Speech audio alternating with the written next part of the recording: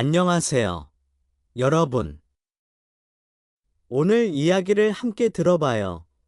나이가 40살이 넘어서도 번듯한 직장이 없이 이곳저곳을 옮겨 다니는 나 같은 사람에게 가족이라고 남아 있을 리 없다.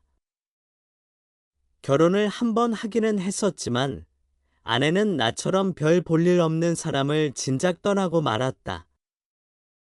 아이라도 있었으면 서로 곤란했을 텐데 아이가 없었으니 그나마 다행이었다. 나는 애초부터 연줄이나 기술이나 경력 같은 것들이 없이 닥치는 대로 일하며 살았다. 좀 힘이 있을 때는 공사판에서 일당잡부를 했지만 요즘엔 일도 잘 없고 힘도 들어서 하지 않는다. 장래성이나 보수 같은 것은 따지지 않고 용역회사에 소속되어서 거기서 보내주는 곳으로 가서 일하면 그만이다.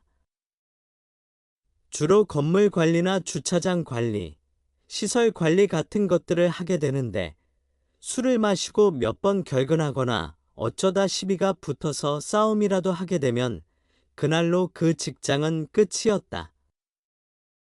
몇 번 그러다 보니 용역회사에서도 일거리를 주지 않아 용역회사마저 여러 군데 옮겨 다니고 있는 형편이었다.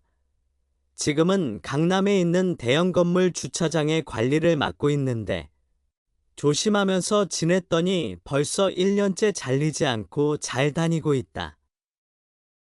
사실 어려운 일은 아니지만 자꾸 잘리고 다른 곳으로 옮겨 다니는 것도 참 피곤한 일이다. 아무튼 나는 별로 불만 없이 잘 지내고 있었다. 미래에 대해서 아무런 희망이 없으니까 그냥 잘 지낼 수 있는 것이다. 희망 같은 것이 있었으면 정말 하루하루가 괴로웠을 것이다. 이를테면 돈을 좀 모아보겠다든지 재혼이라도 해야겠다든지 하는 희망이 있었다면 말이다. 그런데 이렇게 조용히 잘 지내고 있는 내게 참으로 흥미로운 일이 생기고 말았다. 대략 한 달 전부터 시작되었다. 그날도 여느 날과 다름없는 지겨운 날들 가운데 하루였는데 조금은 재미있는 일이 생겼다. 주차요금을 정산하고도 움직이지 않는 차가 한 대 있어서 나는 무슨 일인가 싶어 고개를 숙이고 차 안을 들여다보았는데 운전자는 내 얼굴을 뚫어지게 바라본 채로 움직일 생각조차 하지 않고 있는 것이 아닌가?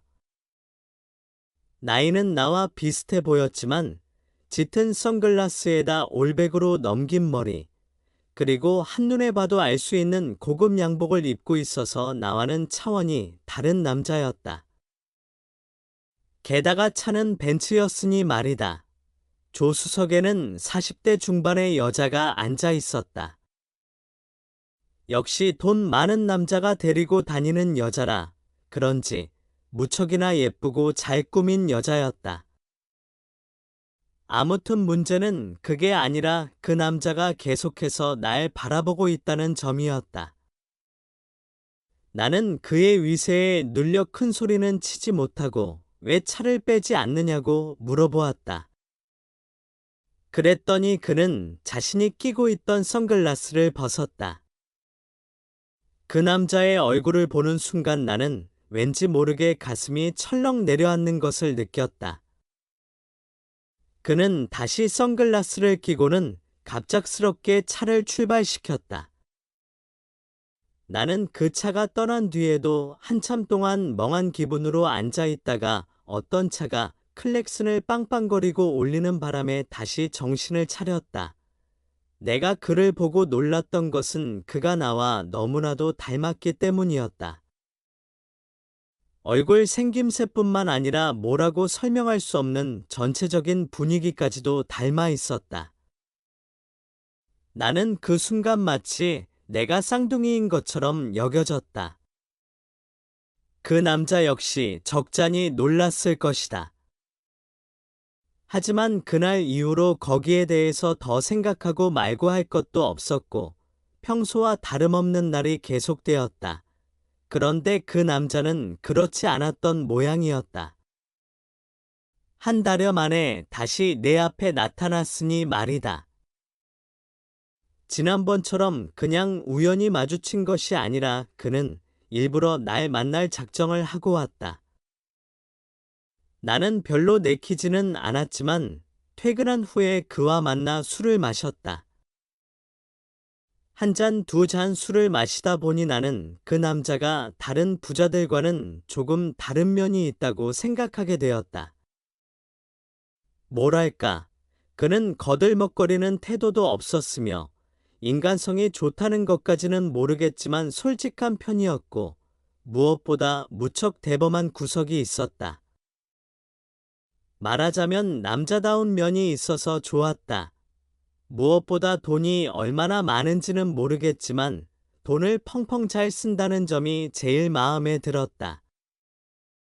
우리는 둘이서 고급 술집을 돌아다니며 최고급 안주에다가 엄청나게 많은 양의 술을 마셨다. 우리는 나이도 비슷하고 하니 앞으로는 친구로 지내자며 술에 취한 채 포옹까지 했다. 그 남자는 며칠 뒤에 다시 나를 찾아왔다. 그리고 그는 압구정동에 있는 고급 양복점으로 나를 데리고 갔다. 나는 싫다고 했지만 그는 내게 적어도 몇백만 원은 할 것 같은 고급 양복을 한 벌 맞춰주었다. 와이셔츠와 넥타이 그리고 구두까지 모두 그가 고른 것으로 사주었다. 그리고 사흘 뒤에 오늘 자기가 사주 옷차림을 하고 다시 만나자고 했다. 그날 모든 걸 얘기해 주겠다고 했다. 그래서 일단 그렇게 하겠다고 했다. 하지만 그날 반드시 자초지종을 얘기해 줄 것을 그에게 다짐받았다. 그리고 약속 장소로 나갔다. 그는 내게 대뜸 한 달 월급이 얼마냐고 물어보았다. 내가 대답하지 않고 있자 그는 오늘 밤 자기가 시키는 대로 몇 가지 일만 해주면 내가 받는 월급의 3배를 주겠다고 했다.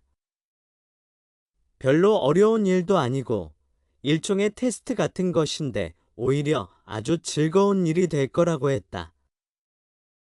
그가 시키는 일이 무엇인지는 몰라도 하룻밤에 수고비로 수백만 원이라면 못할 일이 무엇이겠는가.